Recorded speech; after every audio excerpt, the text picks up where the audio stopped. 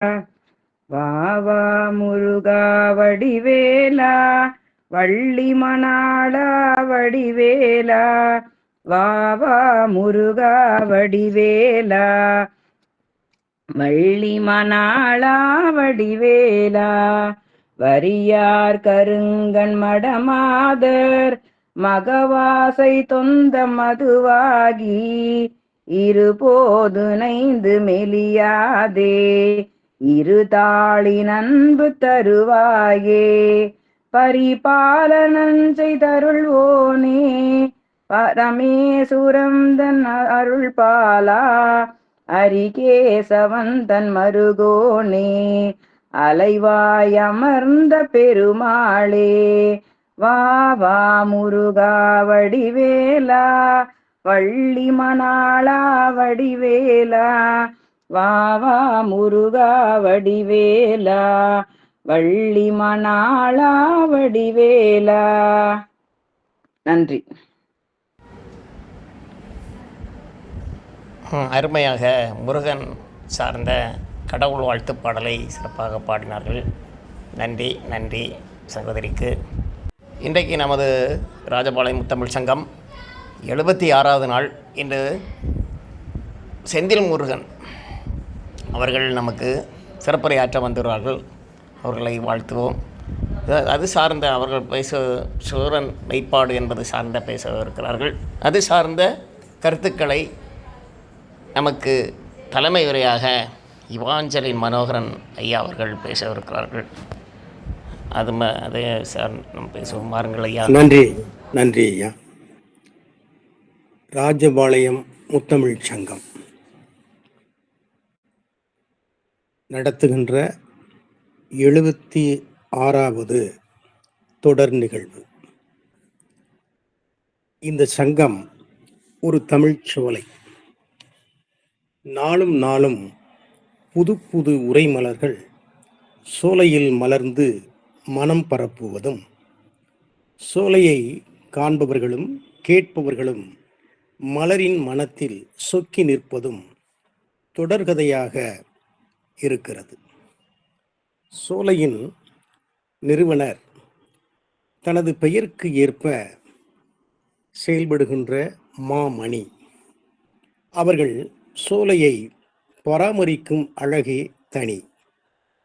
ஆங்காங்கே இருக்கும் நல்ல மலர்களை தெரிவு செய்வதும், சோலையிலே அம்மலர்களை இடம்பெறச் செய்வதும், மலரின் தன்மை அறிந்து மனம் வீசச் செய்வதும் அவரின் தனித்துவம்.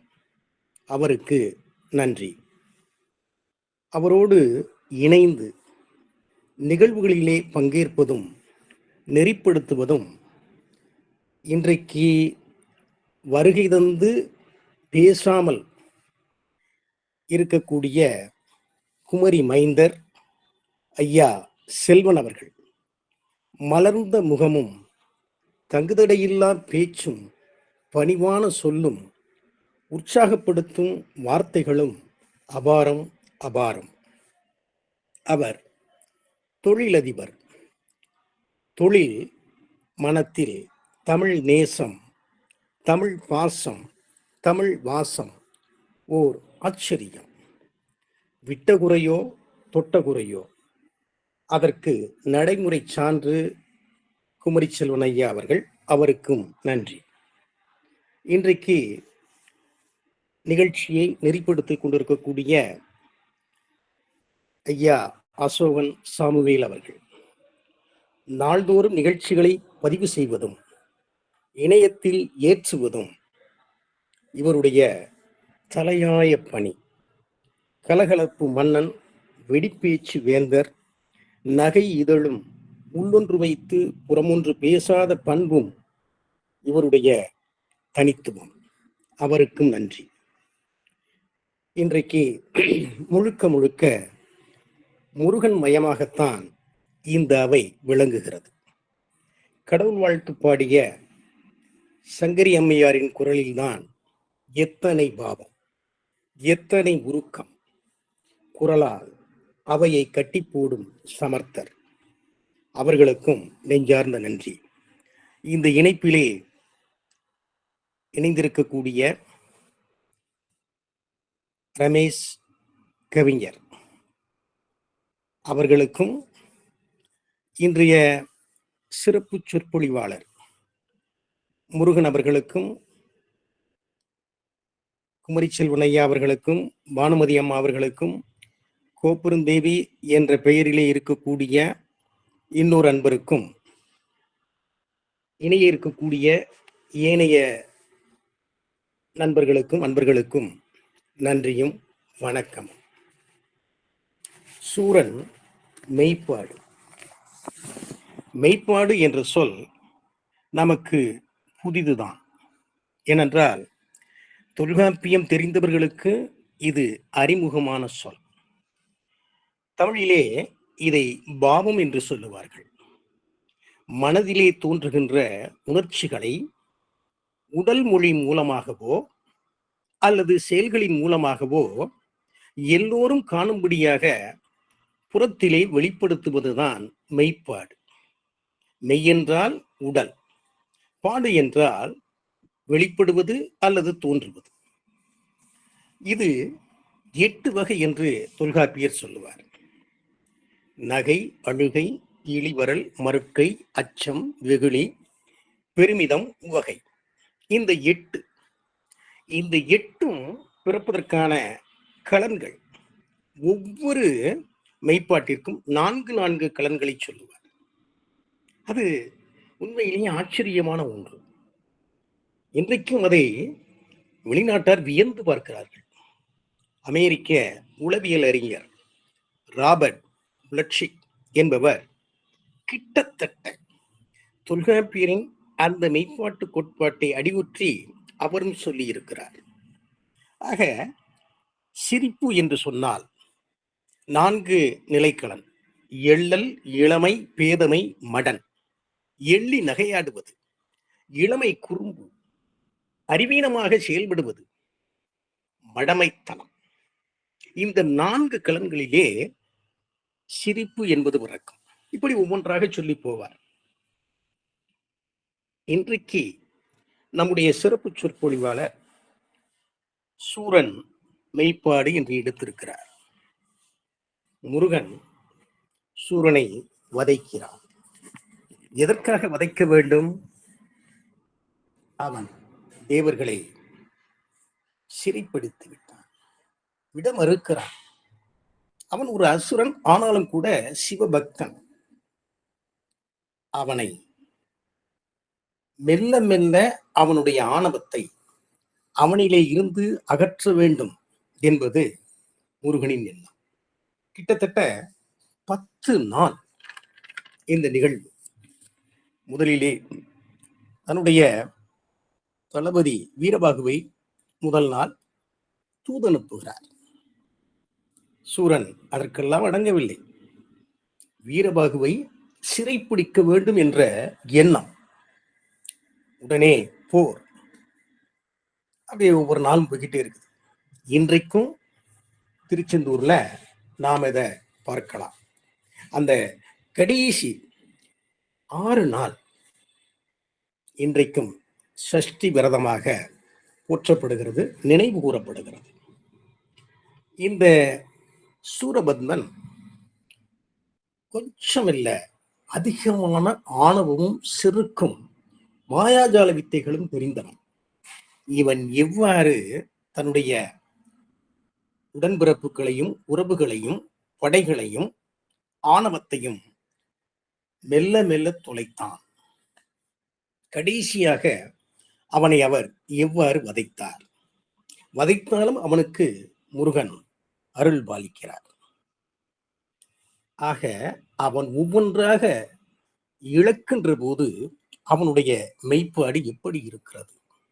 இதைத்தான் இன்றைய சிறப்பு சொற்பொழிவாளர் பேச இருக்கிறார். ஆக அவர் சூரபத்மன் என்ற ஆணவத்தை தன்னுடைய அறிவு சொல் கொண்டு முருகனுடைய வீரத்தை காட்டுவது போல இப்பொழுது நம் முன்னே காட்சி சித்திரமாக காட்ட இருக்கிறார். நம்முடைய மனதிற்குள்ளே இருக்கக்கூடிய ஆணவமும் அவருடைய சொல் வேளால் உடையும் நொறுங்கும் என்பது என்னுடைய நம்பிக்கை. அவரை வரவேற்கிறேன். இதுவரை இல்லாத புதுமை என்னவென்று சொன்னால், இவர் புதியவர், முனைவர் பட்ட ஆய்வாளர். ஆக ஒரு ஆய்வு நிகழ்த்தி கொண்டிருக்கக்கூடிய அன்பர் இந்த அவையிலே வந்து பேசுவது என்பது இந்த அவைக்கு சிறப்பு. புதிய புதிய செய்திகள், புதிய புதிய நபர்கள் இந்த அவைக்கு வர வேண்டும், செய்திகளை தர வேண்டும், எங்களுடைய அறிவை இன்னும் விரிவாக்க வேண்டும். இதுதானே இந்த சங்கத்தின் நோக்கம். நோக்கத்தை நிறைவேற்றுகின்ற விதமாக நண்பர் வந்திருக்கிறார். அவர் பேசியிருக்கிறார். அவரை உங்கள் சார்பாக பேச அழைக்கிறேன். நன்றி, வணக்கம். ஐயா சிறப்பு அருமையான தலைமை உரையை கொடுத்து இன்றைக்கு சிறப்புரை ஆற்றக்கூடிய அந்த பொருளிற்கான கருத்துக்களை சுருக்கமாக எளிதாக நாம் தெரிந்து கொள்ள வேண்டும் என்கிற ஒரு ஆர்வத்தை வெளிக்காட்டினீர்கள். அருமை, சிறப்பு. மேலும் நமது தளத்திற்கு இன்றைக்கு வந்துள்ள பட்ட முனைவர் ஆய்வாளர் அவர்கள் நமக்கு பேசவிருக்கிறார்கள். சூரியனின் மெய்ப்பாடு பற்றி பேசுவார்கள். வாருங்கள் ஐயா, வந்து தங்களுடைய சிறப்புகளை ஆற்றுங்கள்.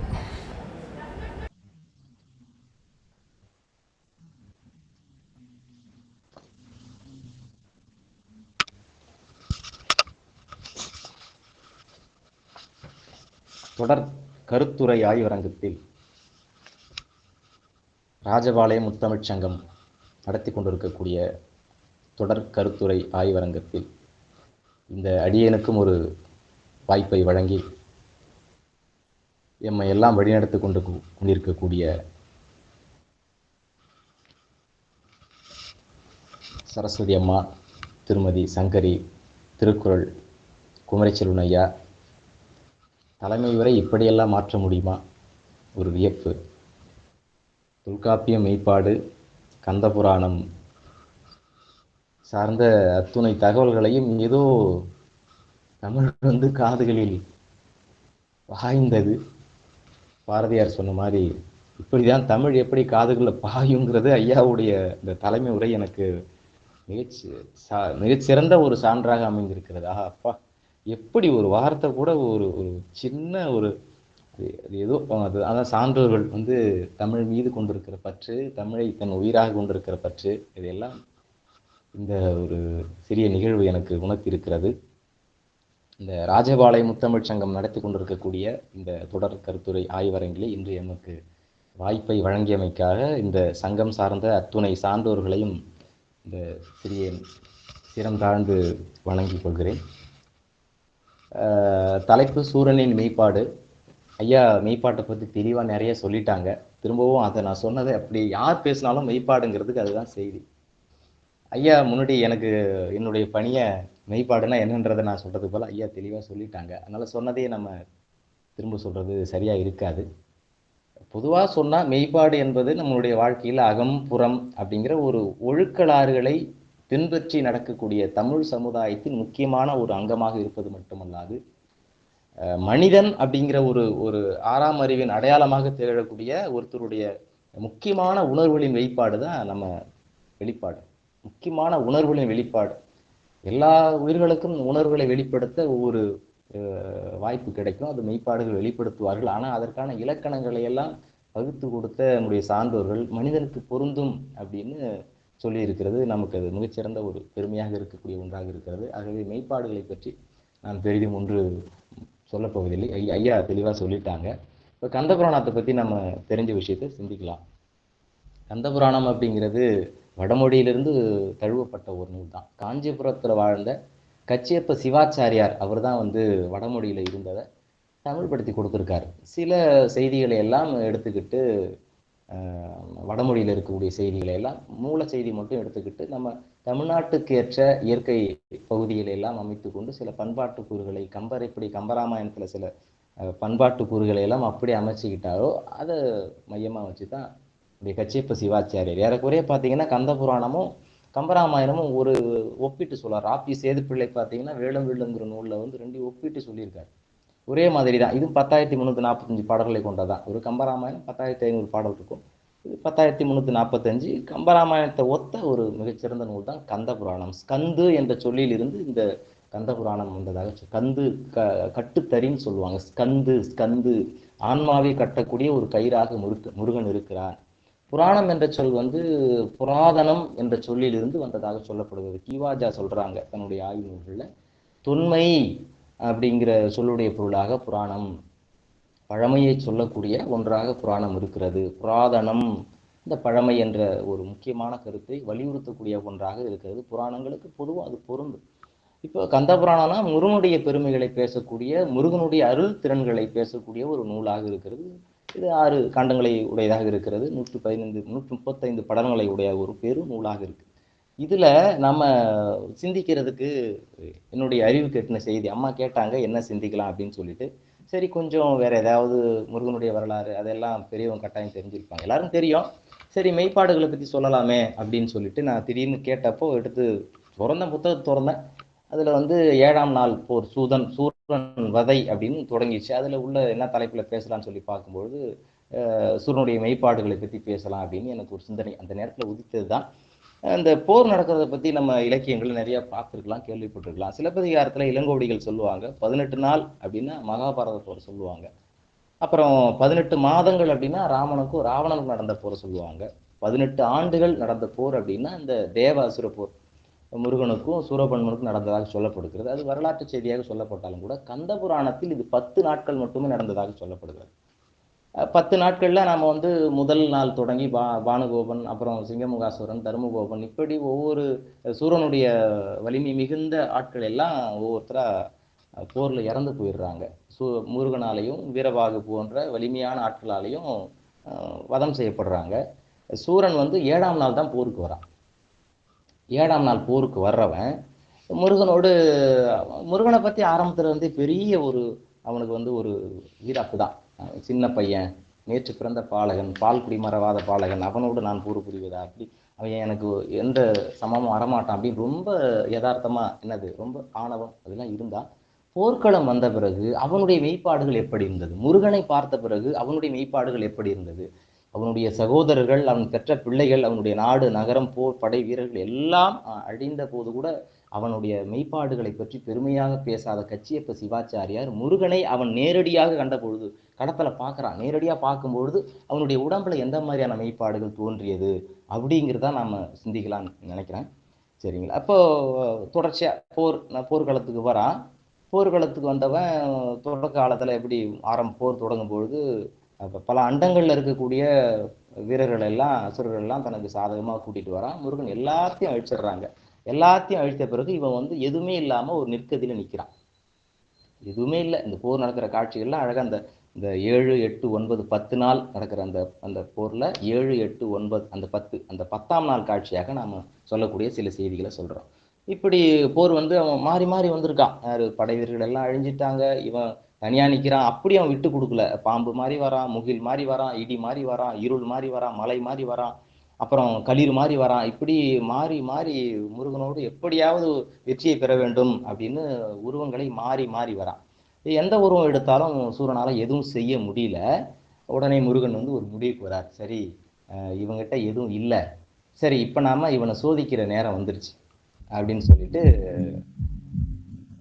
ஒரு சின்ன இடங்கள் மன்னிக்கவும் என்ன அப்படின்னு சொன்னா, சரி இவனை சோதிக்கிற, இவனுக்கு அருள் வழங்கக்கூடிய ஒரு நேரம் வந்து விட்டதாக முருகன் முடிவு செய்கிறார். இப்போ அந்த 18 ஆண்டுகள் நடந்ததாக சொல்லக்கூடிய செய்தி பொதுவா இலக்கியங்கள்ல சொல்லப்பட்ட செய்தி. ஆனா 18 அப்படி ஆண்டுகள்ங்கிறது ரொம்ப அதிகம். சரி அப்படி எடுத்துக்கிட்டா கூட ஏன் 18 ஆண்டுகள் சூரனுக்கு முருகன் வந்து அத்தனை வாய்ப்புகளை வழங்கியிருக்கிறார் அப்படின்னா, அவனை எப்படியாவது மாற்றணும், அவனை வதம் செய்யணுங்கிறது நோக்கம் இல்லை, அவனுக்கு எப்படியாவது ஒரு நல்லறிவை புகட்ட வேண்டும், அதற்கான பொறுமை தான். அதற்காக அந்த செய்தி கூடுதலாக மன்னிக்கவும், இடையில ஏதோ ஃபோன் வந்துட்டே இருக்கு. சரி, இப்போ முருகன் வந்து சூரனுக்கு வந்து சரி அருள்பாலிக்கணும்னு முடிவு பண்ணிட்டாங்க. முடிவு பண்ணதுக்கு அப்புறம் என்ன பண்றாங்கன்னா, தன்னுடைய பெரிய வடிவத்தை எடுக்கிறாங்க. அந்த பெரிய வடிவத்தை எடுத்து அப்படியே காட்ட ஆரம்பிக்கிறாங்க. அப்போ அவருடைய மனசுக்குள்ள இருக்கிறது என்ன, இத்தனை வடிவங்களை நீ மாறி மாறி வந்த, என்னை ஏமாத்தலான்னு பார்த்த, இப்போ நான் என் வடிவத்தை நான் காட்டுறேன், நீ பாரு. போர்க்களம் வந்த உடனே சூரனை முருகன் அழிச்சிருக்கலாம். ஆனால் அழிக்கணும் அப்படிங்கிற எண்ணம் ஒருபோதும் கிடையாது. பகைவனாக இருந்தாலும் கூட அவனுக்கு எப்படியாவது அருள்பாலிக்க வேண்டும், நம்ம தாய் எப்படி பொல்லாத பிள்ளையை எப்படியாவது திருத்தி நல்வழிப்படுத்த வேண்டும் அப்படின்னு நினைக்கிற மாதிரி முருகன் சூரனுக்கு எப்படியாவது ஒரு நல்லறிவை புகட்ட வேண்டும் அப்படிங்கிற ஒரு காரணம் தான். முதல்ல முருகனுடைய சிந்தனையில ஓடின செய்திகள் ஆணவம் வர்றதுக்கு, அகங்காரம் வர்றதுக்கு, திமிரு வர்றதுக்கு சில காரணங்கள் இருக்கு. பெரியவங்களுக்கு தெரியும், இலக்கியங்கள்ல சொல்லியிருக்கிறாங்க. கல்வினால வரலாம், வீரத்தினால வரலாம், செல்வத்தினால வரலாம். இது உங்களுக்கு தெரியும், எல்லாருக்கும் நம்ம படிச்ச செய்தி தான். இங்க கச்சியப்ப சிவாச்சாரியார் சொல்லும் பொழுது சூரனுடைய பலம், வரம், துணைவர் இந்த மூன்றின் காரணமாகத்தான் அந்த சூரனுக்கு மிகுந்த ஒரு செருக்கு இருந்தது. மிக அதிகமான ஒரு செருக்குன்னா அவனுடைய பலம், அவன் பெற்ற வரம், அவனுக்கு இருக்கக்கூடிய துணைவர்கள் தான். மன்னிக்கவும் ஒரு நிமிஷம்.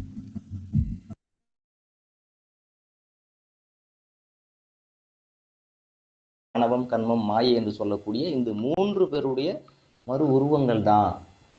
இந்த மூன்றையும் நம்ம ஒவ்வொரு ஆன்மாக்குள்ளேயும் இந்த ஆணவம், கண்மம், மாயை என்று சொல்லக்கூடிய இந்த மூன்றும் இருக்கிறது. அதை எப்படி வெல்ல வேண்டும் என்பதைத்தான் இந்த கந்த புராணம் நமக்கு போதிக்கிறது. இந்த மூன்றையும் நாம் வென்று விட்டால் இறைவன் நம்மோடு இணைந்து விடுவார், நம்மை அவரோடு இணைத்துக் கொள்வார். இந்த சின்முத்திரைன்னு சொல்லுவோம். அந்த சின்முத்திரைக்கு விளக்கம் கந்த புராணம். அப்புறம் கந்த புராணத்துல இன்னும் முக்கியமான சில செய்திகள் நிறைய இருக்கு. செய்திகள் நிறைய சொல்லலாம். அதுல என்ன அப்படின்னு சொன்னா, ஒருத்தருடைய உதவியை பெற்ற ஒருவர் அந்த நன்றியை மறந்து விட்டால், அந்த நன்றியை மறந்த ஒருவர் கொள்வதற்கு யமன்லாம் வர தேவையில்லை, கூற்றுவன் தேவையில்லை. ஒன்றொரு பயந்தனை செய்த ஒருவருடைய அந்த நன்றியை கொன்றால் கூற்றுவன் வேண்டுமோ, ஒன்றொரு பயந்தனை உதவினோர் மனம் கன்றிட ஒரு செயல் கருதி செய்வதில் கொன்றிட ஒரு கூற்றும் வேண்டுமோ. யமன்லாம் தேவையில்லை. சிவபெருமான் சூரனுக்கு அவனை சார்ந்த எல்லாருக்கும் வரங்களை வாரி வழங்கினாரு. சிவனுடைய அந்த அம்சம்தான் முருகனுடைய அம்சம். ரெண்டு பேரும் வேற வேற கிடையாது, ரெண்டு பேரும் ஒண்ணுதான். சிவன் அத்துணை வரங்களையும் அந்த சூரனுக்கு, சூரன் சார்ந்த உறவுகளுக்கு எல்லாத்துக்கும் வாரி வழங்கினாரு. இந்த சிவனுடைய மகனாக இருக்கக்கூடிய முருகன் வந்த உடனே ஓடி போய், அப்பா கடன் கொடுத்தா பிள்ளையை பார்த்த உடனே ஓடி போய் ஒரு காலில் விழுந்து, காலில் கூட விழவேணாம், நன்றி சொல்லலாம். அப்பா, உங்க அப்பா தான் என்னை வாழ வச்சார், நீ வந்திருக்கியா, வாப்பான்னு சொல்லலாம்ல. இல்லை, அப்படியா, நேற்று பிறந்த பாலக அப்படிங்கிற ஆணவம் தான் இந்த சூரனுக்கு அழிவை தருவதற்கு காரணமாக இருந்தது அப்படின்னு கச்சியப்ப சிவாச்சாரியார் இந்த கருத்து ரொம்ப வலியுறுத்தி சொல்றார். இப்போ முருகனுடைய அந்த தோற்றத்தை சூரனுக்கு காட்ட துணிகிறாரு. அதற்கு முன்பாக சூரனுக்கு பலமாக இருந்த அவனுடைய பலம், அவன் பெற்ற வரம், அவனுக்கு துணையாக இருந்த எல்லாத்தையும் முதல்ல அழிச்சிட்டு, சரி இப்போ சூரனுக்கு அருள் செய்யணும். அருள் செய்வதற்கு முன்பாக அந்த அருளை பெறுவதற்கான தகுதி அவனுக்கு இருக்கா அப்படின்னு பார்க்கணும். நம்ம இவ்வளவு காலம், இத்தனை நாட்கள் நம்ம போர்க்களத்துல இருந்து நம்ம போர் புரிகிறோம், நம்மளை பார்க்குறாங்க, பார்த்தவங்க போய் சொல்லியிருக்காங்க, கண்டவர்கள் எல்லாம் மெய் மறந்து போகக்கூடிய நம்மை இவன் நேர்ல பார்க்கறான், இவன் உருகாமல இருக்கான், இவனுக்கு அந்த உள்ளம் இருக்கிறதா அப்படின்னு முதல்ல சோதிக்கணும். ஒருவேளை சூரனுடைய கண்ணுக்கு முருகனுடைய வடிவம் சரியா தெரியாம இருந்திருக்கலாம், அழகு தெரியாம இருந்திருக்கலாம். சரி, இது எப்படி காட்டலாம்? உருவத்தை பெரிய உருவமா எடுத்து காட்டணும். அவனுடைய கண்ணுக்கு முருகனுடைய உருவமானது மிகப்பெரிய உருவமா தெரியணும். இப்போ நம்ம கண்ணு சரியா தெரியாதவங்களுக்கு பூத கண்ணாடி போட்டு காட்டுவாங்க. இப்போ பூத கண்ணாடி பாட்டினா ரொம்ப பெருசா தெரியும். இதுக்கு இன்னொரு சான்றும் கூட சொல்லுவாங்க, பெரியவங்க சொல்லுவாங்க. என்னன்னா, அந்த எறும்புடைய அழகு வரிசையா நடந்து போகும்போது நமக்கு தெரியாது. நம்ம ஜூம் பண்ணியோ அல்லது கேமரா எடுத்தோ அல்லது வீடியோ எடுத்து ரொம்ப க்ளோஸா பார்க்கும்போது அந்த எறும்புடைய பல்லு, வாய் இதெல்லாம் பார்க்கும்போது ஆச்சரியமா இருக்கும். அந்த மாதிரி சூரனுக்கு தன்னுடைய அழகையும் தன்னுடைய மெய்ப்பாடுகளையும் முருகனுடைய அந்த தோற்றத்தை காட்டுவதற்காக ரொம்ப பெரிய ஒரு உருவம் எடுக்கிறார். பெரிய உருவம் எடுத்து சூரனுக்கு முன்னாடி நிக்கிற அந்த காட்சியை கச்சியப்பர் சொல்றாரு.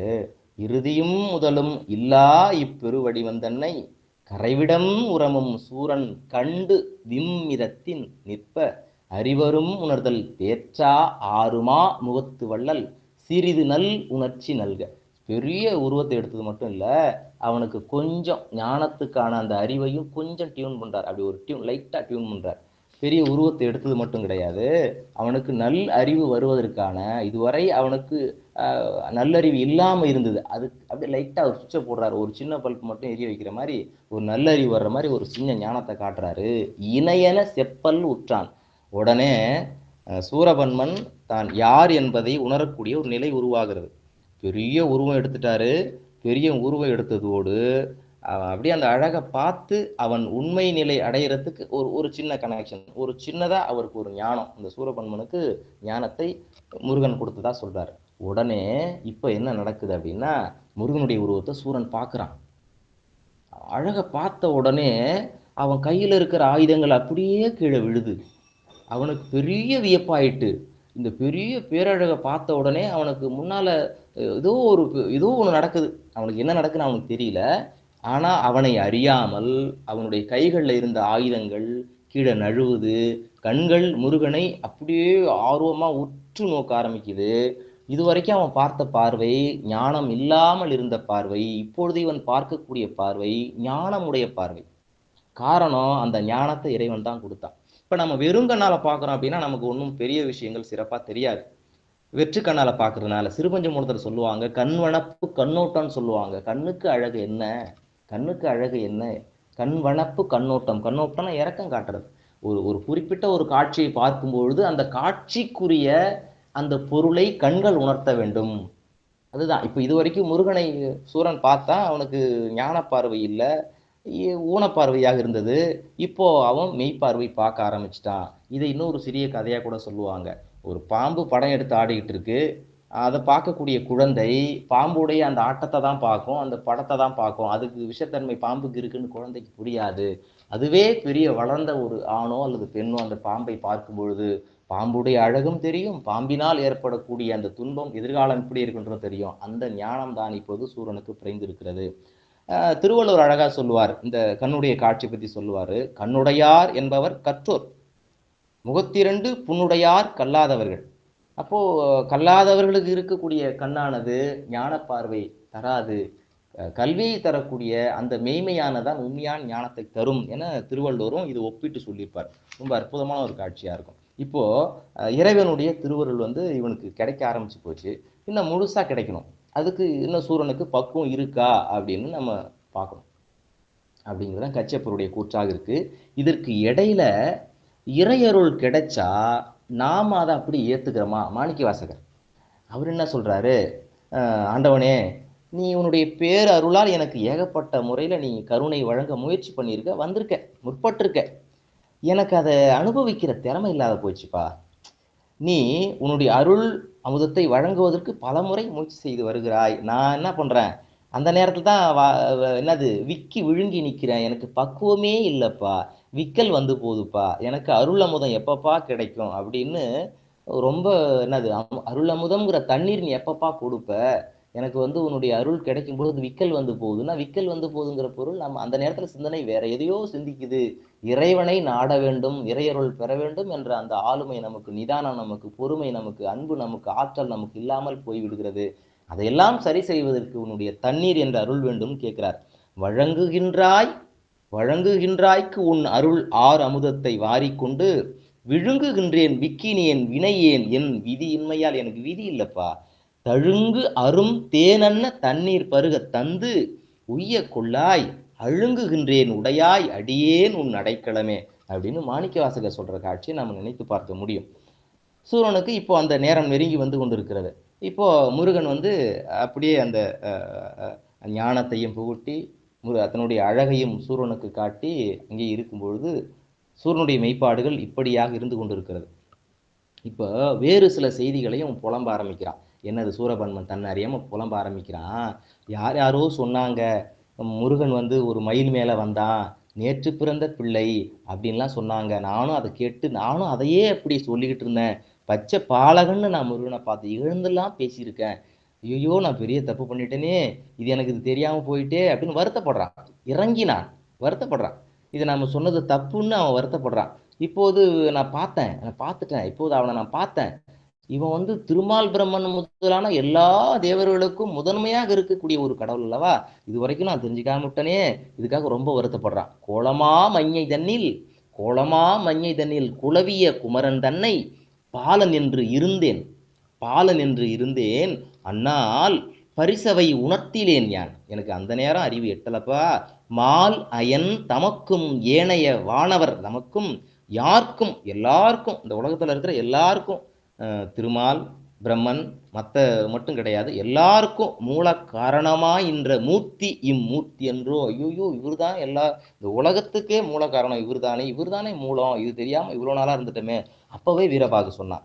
சூரன் திரும்ப பேச ஆரம்பிக்கிறான், புலர ஆரம்பிக்கிறான், பேசுறான். அன்பின் வெளிப்பாடு. இதற்கு முன்னால் நம்ம பார்க்க வந்தாலே வீரபாகுங்கிறவன் அவன் சொன்னாயா, அவன் தெளிவா சொன்னான். முருகனுடைய பெருமையெல்லாம் சொன்னான். இவர் ஒரு ஞான சாகரம், முருகன் வந்து ஞான சாகரம் அப்படின்னு அவருடைய பெருமைகளை எல்லாம் சொன்னானே. அப்ப எனக்கு அதை காதுல வாங்குற, எனக்கு அந்த செவி வந்து அப்போ கேட்கலையே. பரஸ்பரம் இல்லாம அவன் என்கிட்ட சொன்னானே, அவற்றையெல்லாம் நான் காதில் வாங்கி கொள்ளவில்லையே. ஏதோ பைத்தியக்காரமா நான் பேசியிருக்கனே, நிராகரிச்சு விட்டனே. இப்போ அல்லவா எனக்கு தெரியுது அந்த உண்மை, இப்போதானே எனக்கு தெரியுது அப்படின்னு சூரன் தனக்குத்தானே புலம்பக்கூடிய ஒரு காட்சியாக கச்சியப்பர் காட்டுகிறார். ஒற்றென முன்னம் வந்தோன் ஒருதனி வேளோன் தன்னை பற்றிகள் இன்றி நின்ற பராவர முதல்வன் என்றே சொற்றனன் அவன் சொன்னா, வீரபாகு சொன்னா. அப்புறம் தொடர்ச்சியா பேச ஆரம்பிக்கிறான். சிறப்புடைய அந்த குமரநாயன் இருக்கானே, இந்த ஒளி இருக்கிறதே, நம்முடைய முருகனுடைய ஒளி, ஆஹா அழகா இருக்கு, சிறப்பு மிகுந்த அழகாக இருக்கிறது, இளமை இருக்கிறது, அழகு இருக்கிறது. இவை எல்லாம் இந்த உலகத்தில் வேறு யாருக்கும் கிடையாது. முருகனுடைய அழகை பார்த்து வர்ணிக்க ஆரம்பிக்கிறான். சீர்குமரேசன் கொண்ட திருப்பெரு வடியும் தன்னில் ஏற்குறும் ஒளியும் சீரும் இளமையும் ரெண்டு இருக்கான். சிறப்பு இருக்கிறது, இளமை இருக்கிறது, ஒளி இருக்கிறது. ஆர்க்கு உலகில் ஆர்க்கு உலகில் அம்மா அற்புதத்தோடும் பால்கால் பார்க்கினும் தெவிட்டில் இல்லை. இன்னும் என் பார்வைதானும். பார்த்துக்கிட்டே இருக்கிறானா, திகட்டலையா அவனுக்கு. முருகனுடைய அந்த அழகை பார்க்கும் பொழுது திகட்டல. இந்த அழகில் இளமை இருக்கிறது, ஒளி இருக்கிறது, சிறப்பு இருக்கிறது. இந்த சிறப்பு எல்லாம் வேறு யாருக்குமே கிடையாது. எத்தனை முறை பார்த்தாலும் இந்த வடிவமானது பார்த்து கொண்டே இருக்கலாம். ஆர்வத்தை தூண்டுகிறது, சலிப்பு ஏற்படவில்லை, கண்ணை கவருகிறது, ஆவலை தூண்டுகிறது அப்படின்னு இவன் வியந்து பேசிக்கிட்டே இருக்கா. முருகனுடைய அழகை பத்தி நம்ம நிறைய செய்திகள் கேள்விப்பட்டிருக்கலாம். இந்த இந்த இணையத்துல சில செய்திகள் என்ன அப்படின்னா நான் சொல்லலாம்னு நினைக்கிறேன். என்ன அப்படின்னா, திருமுருகாற்றுப்படையிலையும் நிறைய பாடியிருக்காங்க, நக்கீரர் இருக்காங்க. முருகன் என்பது முருகு உடையவன். முருகு என்பதுக்கு 20க்கும் மேற்பட்ட பொருள் இருக்கு, சான்றோர் பெருமக்கள் அறிந்தது. இந்த திருமுருகாற்றுப்படையில சொல்லும் பொழுது இளமை, அழகு, மனம், அருள், இந்த 4ஐயும் அவர் பதிவு பண்றார். மனம் கமிழ் தெய்வத்து இளநலம் காட்டி. மனம் என்பது ஞான மனத்தை குறிக்கிறது. தெய்வத்து அருள் இளமையை குறிக்குது. நலம் என்பது அழகை குறிக்கக்கூடிய ஒன்றாக இருக்கு. நக்கீர பெருமான் என்றும் இளமையாய் அழகியாய் முருகனை பாடுறார். இப்ப அந்த அழகை தான் இந்த சூரவண்ணன் பார்த்து வியந்து நின்று கொண்டிருக்கிறான். கச்சியப்பரும் அதே தான் வலியுறுத்துறார். இந்த எல்லையில்லாத அழக அருணகிரிநாதர் கந்தர் அலங்காரத்துல மாலோன் மருகனை மன்றாடி மைந்தனை வானவர்க்கு மேலான தேவனை மெஞ்ஞான தெய்வத்தை மேதினில் சேலார் வாயர் பொழி செங்கோடனை சென்று கண்டு தொழ 4000 கண் 4000 கண் படைத்திலே அந்த நான்முகனே. இவ்வளவு அற்புதமா சொல்றாரு. 4000 கண் ஆண்டவனுடைய பேரழகை அவனுடைய பக்தர்கள் எல்லாம் பாராட்டுகிறார்கள். அந்த அழகான குழந்தையை யாவரும் பாராட்டுகிறார்கள். ஆனால் பகைவனாக இருக்கக்கூடிய இவன் பாராட்டுறது ஆச்சரியமான ஒரு விஷயம். பக்தர்கள் பாராட்டுறது அது அன்பின் வெளிப்பாடு. ஆனால் இதுவரையில் முருகனை தன்னுடைய பரம எதிரியாக அழித்தே தீர்வன் என்று கங்கணம் கட்டி கொண்டிருந்த ஒரு சூரன் பாராட்டுவது 4000 கண் இல்லையே அப்படின்னு அருணகிரிநாதர் வந்து சொல்ல வரார். சூரன் சொல்ற மாதிரி சொல்ல வராங்க. இந்த எல்லையில்லா அழகு இருக்கு இல்லையா, இது எல்லாத்தையும் சூரன் பார்க்கறான். இந்த முருகனுடைய காட்சியை வந்து கச்சியப்ப சிவாச்சாரியர் இன்னொரு செய்தியும் சேர்த்து சொல்றாரு. என்னன்னா, நம்ம வர்ணிக்கும் பொழுது பாதாதி கேசம் கேசாதி பதம் எல்லாருக்கும் தெரியும், நம்ம தெரிஞ்ச செய்தி தான். இப்ப இறைவனை சொல்லும்போது கீழே இருந்து அடியில இருந்து மேல அப்படியே கொண்டு போவாங்க.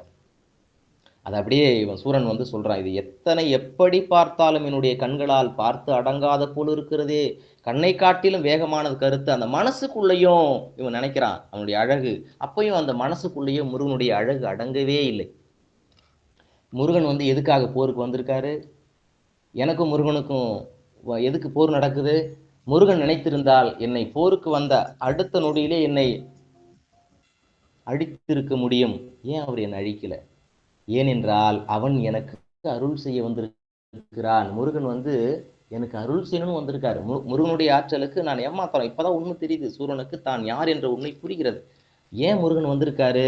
அவருடைய அழகை காட்டி, அருளை காட்டி, எனக்கு வீடு பேறு தர வேண்டும், எனக்கு நன்மை செய்ய வேண்டும், எனக்கு அருள் வழங்க வேண்டும் என்று வந்திருக்கிறார் அப்படின்னு சூரன் தன் மனதுக்குள்ளாக சொல்லுவதாக கச்சியப்பர் சிவாச்சாரியர் காட்டுறார். அடுத்த செய்தியாக இப்போ சூரனுடைய மெய்ப்பாடுகள்ல கூடுதலான சில செய்திகள் என்னன்னா, இப்போ அவங்ககிட்ட கோபமே இல்லை, சுத்தமா கோபம் இல்லை. இப்படிலாம் புலம்புனா யுத்தம் செய்யணுங்கிற ஊக்கம் கொஞ்சம் கூட கிடையாது. உடம்பெல்லாம் மைக்கூச்செரியுது, கண்ணுல இருந்து தாரை தாரையா நீர் பெருகுது.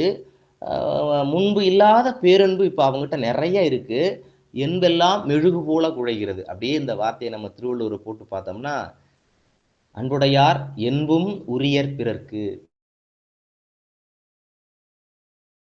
அன்பு இருக்கிறவன் என்னுடைய எலும்புகளை கூட பிறருக்கு கொடுப்பதற்காக தயாராக இருப்பான். திருவள்ளுவர் சொல்றார், அன்பு இல்லாதவன் எல்லாம் எனக்கு வேணும், எல்லாம் எனக்கு வேணும், அந்த நிலையை மறந்த சூரபன்மன் அன்புடையவனாக மாறிட்டான். என்னுடைய எலும்புக்குள்ள கூட முருகா முருகான்னு சொல்லக்கூடிய ஒரு நிலை வந்து விட்டது. மாணிக்க வாசகர் கட்டாயம் நம்ம அதை வந்து அவருடைய பாடலை சொல்லலைன்னா, மெய்தான் அரும்பி விதிர் விதிர்த்து மாணிக்க வாசகர் இறைவனுடைய அருள் பெற்ற பிறகு மாணிக்க வாசகர் பாடுறது, மெய்தான் அரும்பி விதிர் விதிர்த்து பொய்தான் தவிர்த்துன்னை போற்றி செய்ய செய்ய போற்றி என்னும் கைதான் நெகிழ விடேன் உடையா என்னை கண்டு கொள்ளேன். திருப்பெருந்துறை இறைவனை மாணிக்கவாசகர் பார்க்குறாரு. பார்த்த உடனே மெய்தான் அரும்பி உடல் முழுக்க ஒரு ஒரு சிலிர்ப்பு தன்மை ஏற்படுகிறது. மெய்தான் அரும்பி விதிர் விதிர்த்து அந்த முடியெல்லாம் சிரிப்புத்தன்மை ஏற்பட்டு என்னுடைய என்னை அறியாமல் கண்களிலிருந்து ஆனந்த கண்ணீர் பெருகுகிறது. கைகள் என்ன அறியாம தலைக்கு மேல போகுது. நான் உன்னையே நினைச்சிட்டு இருக்கேன், நீ உன்னுடைய பாதங்களையே செய்ய செய்ய செய்யன்னு நான் போற்றிக்கிட்டே இருக்கேன், என்னை விட்டுறாதன்னு மாணிக்க வாசகர் வந்து அழுது அடி அடைந்த அன்பர். அந்த பாட்டு எனக்கு இப்போ நினைவுக்கு வருகிறது. பெரிய வெகுளி முற்றும் தீர்ந்தன. அவங்ககிட்ட சுத்தமா கோபம் இல்லை, சூரன்ட்ட சுத்தமா கோபம் இல்லை. செருவில் ஊக்கம் அருகியது, சுத்தமா போயிடுச்சு. சண்டை போடணுங்கிற அந்த ஊக்கம் சுத்தமா போயிடுச்சு. உரோமம் புள்ளி ஆகின, ஒரு முடியெல்லாம் அப்படியே கூசுது. விழியில் தூணீர், அப்படியே ஆனந்த கண்ணீர் பெருகியது. இவன்பால் அன்பு பிறந்தன, சூரன்பால் அன்பு பிறந்தன. சூரனுக்குள்ளாக முருகன் குடிகொண்டு விட்டான். சூரனின் ஞானம் அவனை யார் என்று அவனுக்கு காட்டியது. தமிழேற்கு உள்ளம் உருகியது, என்புதானும் உலைமெழுகு ஆகும் ஒன்றே. அப்படியே திருவள்ளுவர், மாணிக்க வாசகர், அப்படியே கச்சியப்ப சிவாச்சாரியர், இந்த மூன்று பேரையும் ஒரே நேர்கோடு நிப்பாட்டி காட்டலாம். அப்படியாக சூரனுடைய மெய்ப்பாடுகள் காட்சி இங்க நமக்கு தெரியுது. இந்த முருகபெருமான் வந்து இந்த நிலையை அப்படியே பார்க்கிறார். சூரபன்மன் உருகும் தன்மை உடையவன் அப்படிங்கிறது தெரிஞ்சுக்கிறார். முருகனுக்கு இப்போ ஆனந்த சிரிப்பு, முருகனுக்கு ஒரு ஆனந்த சிரிப்பு. ஏன் அப்படின்னா, சூரனிடம் அன்பு இருக்கிறது, அவன் உருகும் தன்மை உடையவன். அப்புறம் திரும்பவும் சொல்றான், சூரன் திரும்ப பேசுறான், இது வரைக்கும் அகங்காரத்தோட நான் எனது என்ற பற்று இருந்தது, ஆனால் உண்மையான ஞானம் வரவில்லை. இப்பொழுது அந்த ஞானம் வந்து விட்டது. மீனாட்சி அம்மை பிள்ளை தமிழ்ல சொல்லுவாங்க, அந்த அகந்தைங்கிற கிழங்கு தோண்டப்பட்டால் ஞானம் என்பது கிடைக்கும். அகந்தை கிழங்கை அகழ்ந்தெடுக்கும் தொழும்பர் உலக்கோயில் கேற்றும் விளக்கே. மீனாட்சி அம்மை பிள்ளை தமிழ்ல குமர குருபரர் சொல்லுவார், நம்ம உள்ளத்துல அகந்தை அப்படிங்கிற ஒரு கிழங்கு இருக்கிறது, அதை எடுத்து வெளில கடாச்சிட்டோம், அது இருக்கிற வரைக்கும் மயக்கமா இருக்கும், அதை எடுத்து வெளியில போட்டோம்னா நமக்கு ஞானம் என்ற ஒரு ஒளியானது, விளக்கானது அங்கே ஏற்றப்படும். அப்படியாக சூரபன்மன் இங்கே ஞானம் கிடைத்தவனாக, அகந்தையை விட்டவனாக, ஆணவத்தை விட்டவனாக, மாயையை விட்டவனாக, இப்போ அவன் ஒரு ஞானத்தின் ஒரு தோற்றமாக அங்கே காட்சியளிக்கிறான். இப்போ அவன்கிட்ட அகங்காரம் போயிடுச்சு, ஞானம் புகுந்து விட்டது, ஒரு நல்ல காலம் பிறந்துடுச்சு. நல்ல காலம் பிறக்குதுன்னு சில சகுனங்களை சொல்லுவாங்க. கச்சியப்பரதர் சொல்றார், வலதோளும் வழக்கண்ணும் துடித்தன. வலதோளும் வழக்கண்ணும் துடிக்குதான். அவன் சுற்றி பார்க்குறான், அவனுடைய பார்வை இப்பொழுது எங்க பார்த்தாலும் முருகன் இருக்கிற மாதிரியே தெரியுது. இப்போ அதுக்கு முன்னாடி அவனுக்கு என்னென்ன தெரிஞ்சுது, எனக்கு வேண்டியவை வேண்டாதவை அப்படின்னு தெரிஞ்சுது. இப்போ அவனுக்கு அன்பு மட்டுமே தெரியக்கூடிய காரணத்தினால் அவனுக்கு வேற எதுவுமே தெரியல. அல்லாத பொருள் அப்படின்னு எதுவுமே இல்லை. எங்க பார்த்தாலும் முருகனுடைய வடிவங்களாக தெரிகிறது, முருகனுடைய பாதங்கள் தெரிகிறது, முருகனுடைய தோற்றம் தெரிகிறது, எல்லாமே அவனுடைய பொருளாக தெரிகிறது. இதுக்கு எடுத்துக்காட்டு ஒன்று சொல்லுவாங்க, தலையில ஒரு பெரிய மூட்டையை வச்சுக்கிட்டு நடந்து போயிட்டு இருக்கிற ஒருத்தர் ரெண்டு பக்கமும் பார்க்காம போயிட்டே இருப்பாரு. ஒரு இடத்துல ஒரு பொருளை இறக்கி வச்சுட்டு இப்போ எல்லாம் சுத்தி பார்ப்பாரு, அடாடாடா நான் இதெல்லாம் பார்க்காத இவ்வளவு தூரம் வந்துட்டுங்கிற மாதிரி. இதுவரையில் ஆணவத்தின் ஒரு அடையாளமாக இருந்த சூரனுக்கு இவையெல்லாம் அழிந்த பிறகு, ஞானம் கிடைத்த பிறகு, முருகனை கண்ட பிறகு அவனுக்கு அந்த உண்மை வெளிப்பட்டு விட்டது, அருள் கிடைத்து விட்டது, ஆனந்த கண்ணீரிலே அவன் திளைத்துக் கொண்டிருக்கிறான். எல்லாம் போன பிறகு இறைவனோடு நேரடியாக தொடர்பு இருக்கிறான். இதே ஒரு கச்சியப்பர் சொல்றாரு, போயின் அகந்தை பேதம் புகுந்தன வளவன தூயதோர் தோளும் கண்ணும் துடித்தன. நம்ம அந்த சகுனம், தூயதோர் தோளும் கண்ணும் துடித்தன, புவனம் எங்கும் மெய்யின பொருட்கள் முற்றும் வெளிப்படுகின்ற விண்ணோர் நாயகன் வடிவம் கண்டேன். நற்றவ பயன் நன்றோ, நான் பிறந்ததுக்குரிய பயன் இதுதான்டா. இதற்கெல்லாம் என்ன காரணம்? அவன் சொல்றான், இதற்கெல்லாம் என்ன காரணம் தெரியுமா? நான் தவம் செஞ்சதுதான். நற்றவ பயன் ஈதன்றோ, நான் பயன் செஞ்சது காரணம் தான் இன்னைக்கு நான் வந்து முருகபெருமான நேரடியாக நான் பார்க்குறேன். பல பேர் சொன்னாங்க, தேவர்களை சிறையில் அடைச்சிட்டேன், பிரம்மன் திருமால் உட்பட பலர் கொடுமைப்படுத்தணும்னு சொன்னாங்க. அதையெல்லாம் கடந்து நான் தேவர்களை சிறை செய்யவில்லை என்றால் இறைவனுடைய காட்சி எனக்கு கிடைத்திருக்காது அப்படின்னு அதற்காக அவன் பெருமைப்படுறான். இதெல்லாம் நான் வந்து இறைவனுடைய அருள் கிடைப்பதற்காக எனக்கு இது நடந்திருக்கிறது அப்படின்னு சொல்றவன் இறைவனுடைய திருவடிகளை எப்படியெல்லாம் வணங்கணும் அப்படின்னு கச்சியப்பர் சொல்றார். அவன் நினைக்கிறானா, பல முறை வளம் வந்து வணங்க வேண்டும், கை குவித்து வணங்க வேண்டும், அவன் பாதத்திலே வீழ்ந்து தலையால் வணங்க வேண்டும், தீமையெல்லாம் போய் அவனுக்கு அடிமையாக வாழ வேண்டும் அப்படின்னு அவன் மனசுக்குள்ளேயே அவன் என்ன பண்றான், அப்படியே சொல்லிக்கிட்டு அப்படியே அந்த அந்த அந்த உணர்விலே அவன் இருந்து கொண்டிருப்பதாக கச்சியப்பர் வந்து அழகா காட்டுறார். இவ்வாறாக முருகனுடைய இந்த அருள் ஞானமானது சூரபன்மனுடைய உண்மையான அன்புடைய ஒரு தோற்றத்தை நமக்கு தெள்ள தெளிவாக கடம்ப மாலை அணிந்த அந்த முருகனானவன் ஒவ்வொரு உயிருக்குள்ளேயும் உண்மையான அன்பு இருக்கிறது. அவன் சூழல் காரணமாக, செயல் காரணமாக, வினை காரணமாக, சுற்றி இருப்பவர்களின் காரணமாக, ஏதோ ஒரு காரணத்தினால் அந்த உயிர்கள் தன் நிலை மறந்து மாறி போயிருக்கிறது. அப்போ அது மாறணும்னா இறைவனுடைய அருள் நேரடியாக நம் மீது படும்பொழுது நம்முடைய உண்மையான அந்த தோற்றம், உண்மையான ஆன்மாவின் வெளிப்பாடு, உண்மையான அந்த வினைத்திற்பமானது வெளிப்படும் என்பதை கச்சியப்ப சிவாச்சாரியார் சொல்றார். நேரடியா அந்த குரு அருள் நம்ம உடம்புல பட்டுச்சு, நம்ம மேல பட்டுச்சு அப்படின்னா நமக்குள்ளாக இதுவரையில் இருந்த இருளானது விலகி ஒரு நல்லது ஒரு வெளிச்சத்தை உண்டு செய்யும்.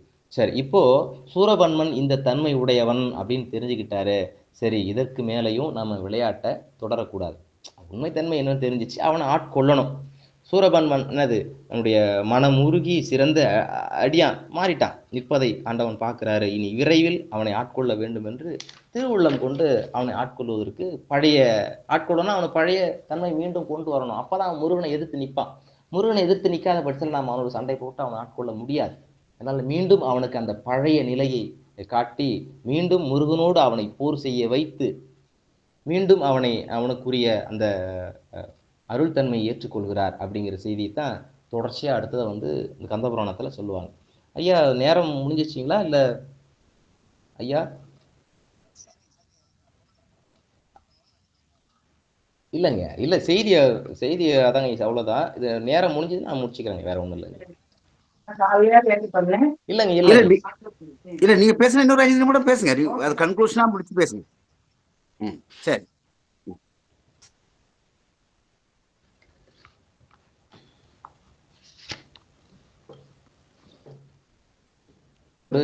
சூரபன்மன் போர் செய்ய திரும்பவும் பழையபடி மாறுறான். சரி, போரை இதுக்கப்புறம் நீட்டிக்க கூடாது அப்படின்னு சொல்லிட்டு முருகபெருமான் முடிவு செய்து அந்த பெரிய உருவத்தை மாற்றி திரும்பவும் குழந்தை திருவடிகளை மாத்துறார். பழையபடியே அவன் கோபம், பகை, உணர்ச்சி எல்லாம் வந்துருச்சு. போர் செய்ய புறப்படுறா. சூரன் இப்போ இருள் வடிவம், மொத்த இருள் வடிவம் மாறிட்டான். எல்லாரும் தேவர்களும் ஓலமிடுறாங்க. முருகன் தன்னுடைய வேலாயுதத்தை எடுத்து அப்படியே வீசுறாரு. அந்த வேலாயுதம் வந்து இருள் வடிவம் அந்த முருகனுடைய அந்த கூர்மையான வேலாயுதம் வந்து இருளை கிழித்து கொண்டு செல்லக்கூடிய ஒரு பெரிய ஆற்றலை உடையதாக இருக்கிறது. பெரிய மாமரமா நிற்கிறான். பல வடிவங்களை எல்லாம் தாண்டி இருந்த சூரபன்மன் இறுதியாக பெரிய மாமரமா நிற்கிறான். கச்சியப்பர் வந்து அதுல ரொம்ப ஆழமான செய்திகள்லாம் சொல்ல வர்றார். இந்த அத்தி, அரசு, ஆலம், வாகை, வன்னி, இருப்பை, நீலம், வேல், இப்படி மரங்களுடைய துணியெல்லாம் அதில் கூடுதலாக சொல்றாங்க. அந்த மாமரமாக இருக்கக்கூடிய அந்த சூரனை இரண்டாக பிளந்து ஒரு பகுதியை சேவலாகவும் ஒரு பகுதியை மயிலாகவும் மாற்றி திரும்ப சூரன் வந்து போர் எடுக்க வரான், சண்டை போட்டு வரான். அந்த முருகனுடைய அருள் பார்வையில் 2 பறவைகளும் முருகனுக்கு ஒன்று கொடியாகவும் ஒன்று வாகனமாகவும் மாறுகிறது. இந்த வரம்பில்லாத அருள் சூரனுக்கு நிகழ்ந்தது வேறு எந்த அசுரர்களுக்கும் நிகழாத ஒன்றாகவே பார்க்கப்படுகிறது. அப்போ இறைவன் அந்த ஆன்மாவை உயிரை பற்றுக்கொள்ள வேண்டும் என்று முடிவு செய்து விட்டால் அந்த ஆன்மா உயிரானது எந்த நிலையில் எப்படி இருந்தாலும் அந்த உயிரை கட்டாயம் வந்து பற்றிக்கொள்வான் என்பதற்கான ஒரு சான்றாகவே இந்த முருகனுடைய அருள் திறன் மெய்ப்பாடுகள் நமக்கு விளக்குவதாக அமைகிறது. இந்த நல்லதொரு வாய்ப்பை வழங்கிய ராஜபாளையம் முத்தமிழ் சங்கத்தை சார்ந்த அனைத்து சான்றோர் பெருமக்களுக்கும் என்னுடைய நன்றியை பாராட்டி இத்துடன் என்னுடைய உரையை நிறைவு செய்து கொள்கிறேன். நன்றி, வணக்கம்.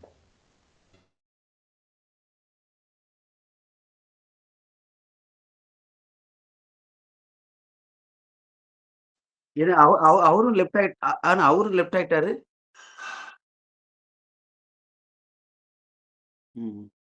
ஐயா வந்துட்டாங்க. வந்துட்டாங்க. அருமையான சிறப்பு பேச்சுக்கள். முருகருடைய அருளில் சூரபத்மனுடைய அந்த மெய்ப்பாடு சார்ந்து நிகழ்வை முனைவர் செந்தில் முருகன் அவர்கள் நமக்கு வழங்கினார்கள். அருமையான பேச்சு. சரி, நல்லது. பள்ளித்தோழர் செல்வன் வாழ்த்துறை கொடுக்குறீங்களா? ஆய்வுரை கொடுங்க. ஓகே. ஆமாம், நான் என்னுடைய கருத்துக்களை சொல்லிடுறேன்.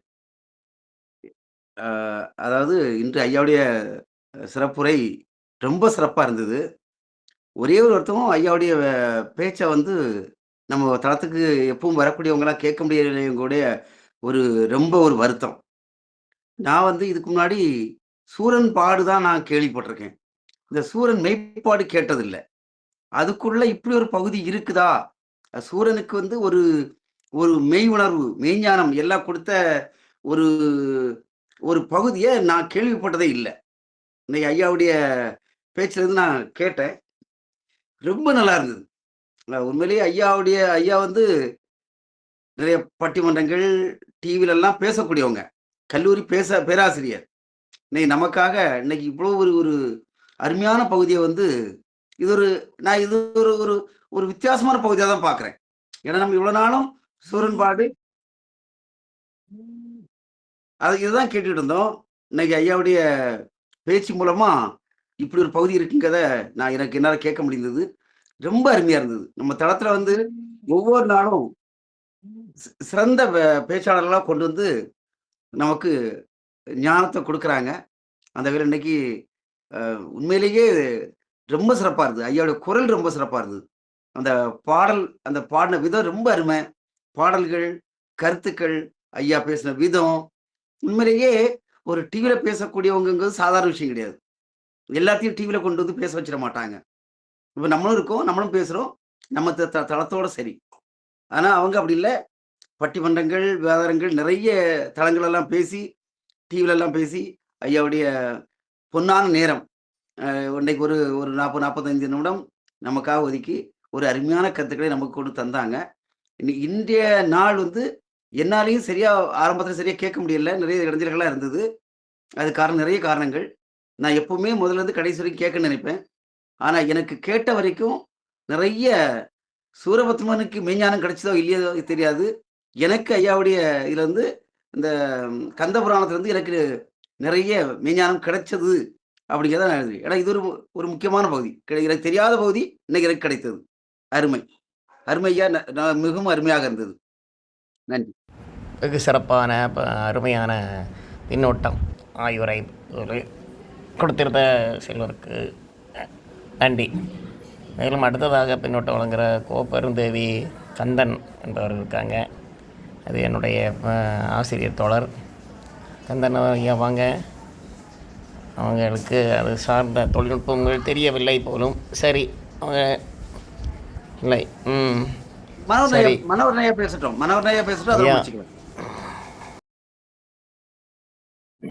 ஐயா வணக்கங்கய்யா. பானுமதி அம்மா இருந்தாங்களே, அவங்க பேசலாமே. பேசுறாங்களா? அவங்க இல்ல. சரி. இன்னைக்கு என்னமோ தெரியல. எல்லாத்துக்கும் சில சிக்கல்கள். ஆமா, என்னன்னு தெரியல.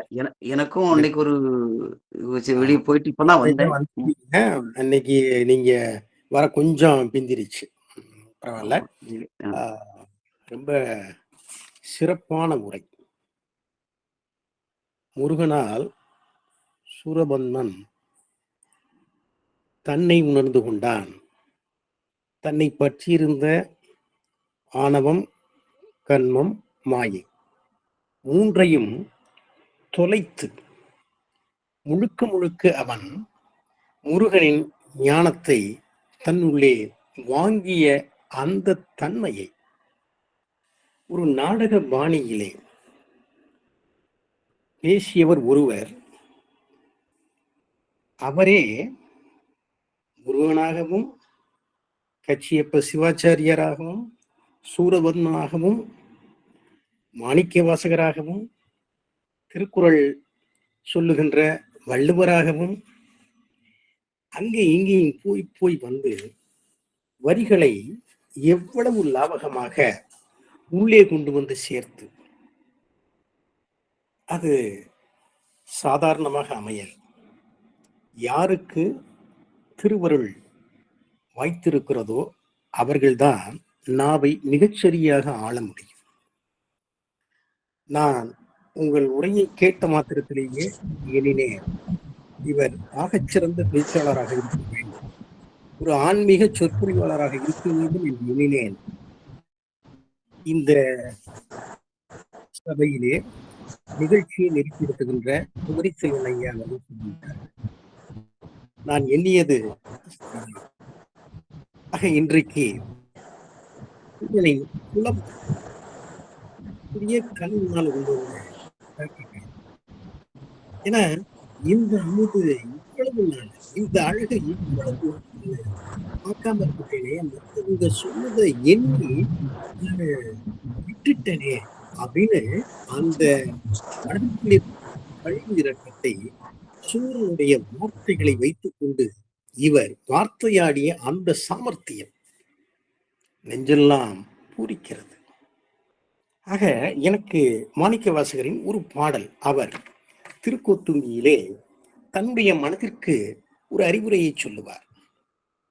மனதைத்தான் வண்டா உருவகிப்பார். தினைத்தினை உள்ளதோர் பூவினில் தேன் உண்ணாதே, நினைத்தோறும் காண்போரும் பேசுந்தோறும் எப்பொழுதும் அனைத்து எலும்பும் உள்நெக ஆனந்த தேன் சொரியும் துணிப்புடையானுக்கே சென்றுதாய் கோத்தும்பி. இந்த எலும்பு உருகுச்சுன்னு ஒரு வாசகத்தை அப்படி போட்டார்.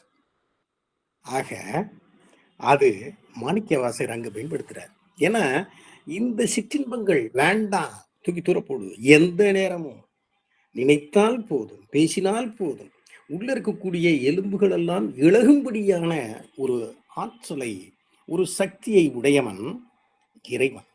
அந்த இறைவனே நெஞ்சே நீ எப்பொழுதும் எண்ணிக்கொண்டே இரு, அந்த மலரிலேயே நீ மகரந்தத்தை உண்ண வேண்டுமே தவிர வேறு மலர்களை தேடி போகாதே என்று சொன்ன அந்த மாணிக்க வாசக பெருந்தகையின் பாடல் என்னுடைய நினைவிலே நிழலாடியது.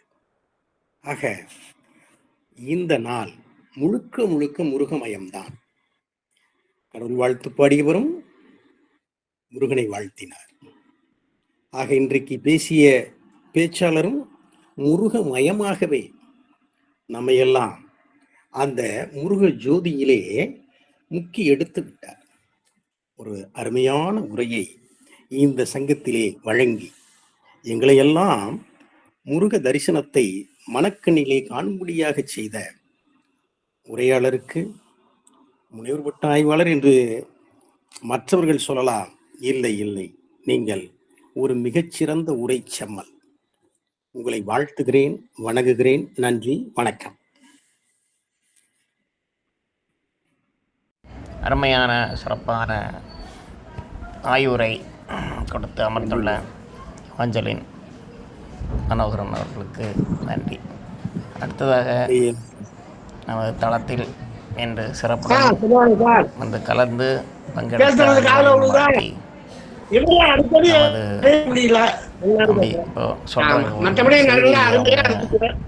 சிறப்புரையாளர் ஒரு செய்தி கொடுக்குறாங்க, அதை கேட்போம். லெஃப்ட் ஆயிட்டாரு.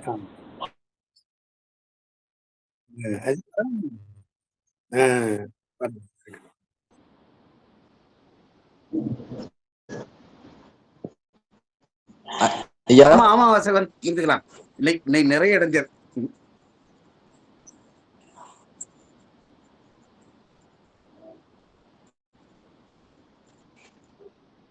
ஐயா ஐயா ஐயா ஒரு ஒரு ஒரு நொடி ஒரு நொடிங்க.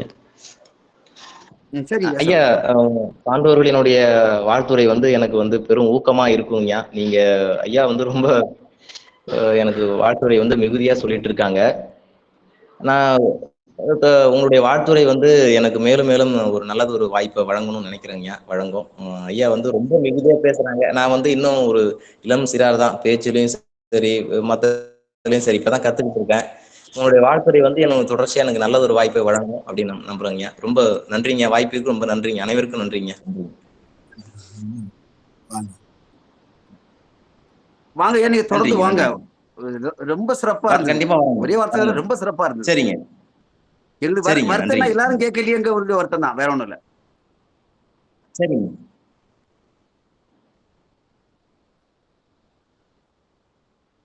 சரிங்க. சரிங்க. நன்றி.